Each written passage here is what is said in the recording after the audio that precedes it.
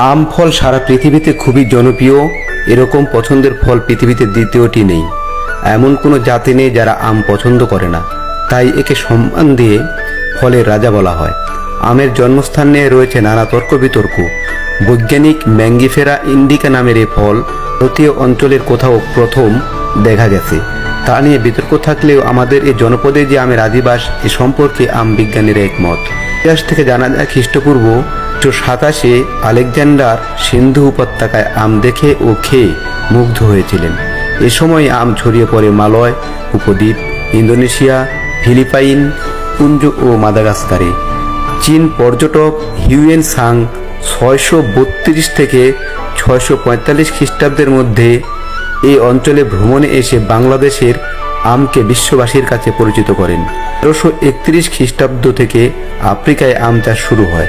এরপর 16 শতাব্দীতে পারস্য উপসাগরে, 1690 সালে ইংল্যান্ডের কাচের ঘরে, 17 শতাব্দীতে ইয়েমেনে, 19 শতাব্দীতে ক্যানারি দ্বীপপুঞ্জে, 1865 খ্রিস্টাব্দে ইতালিতে আম চাষের খবর জানা যায়। 1865 খ্রিস্টাব্দে হাওয়াই দ্বীপপুঞ্জের মাটিতে প্রথম আমের আঁটি থেকে গাছ হয়। এভাবে আম ফলটি বিশ্ববাসীর দোরগোড়ায় পৌঁছে যায়।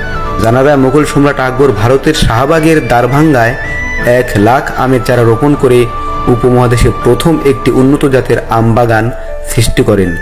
আমের আছে বাহারি নাম, বর্ণ, গন্ধ ও স্বাদ।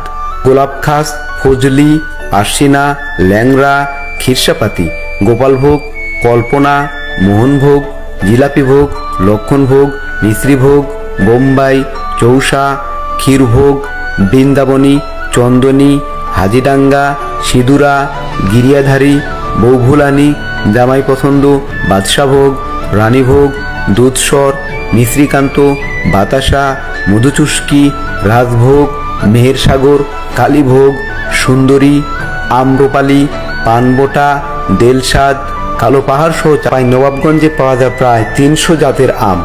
এছাড়া ভারতের মালদহ, মুর্শিদাবাদে প্রচুর পরিমাণে আম চাষ হয়ে থাকে। আম ভারত, হাইতি, ফিলিপাইন ও পাকিস্তানের জাতীয় ফল এবং বাংলাদেশের জাতীয় গাছ। বাংলাদেশের রাজশাহী, নওগাঁ, দিনাজপুর, নাটোর, সাতক্ষীরা, যশোর ও চাঁপাই নবাবগঞ্জে আম চাষ বেশি পরিমাণে হয়ে থাকে।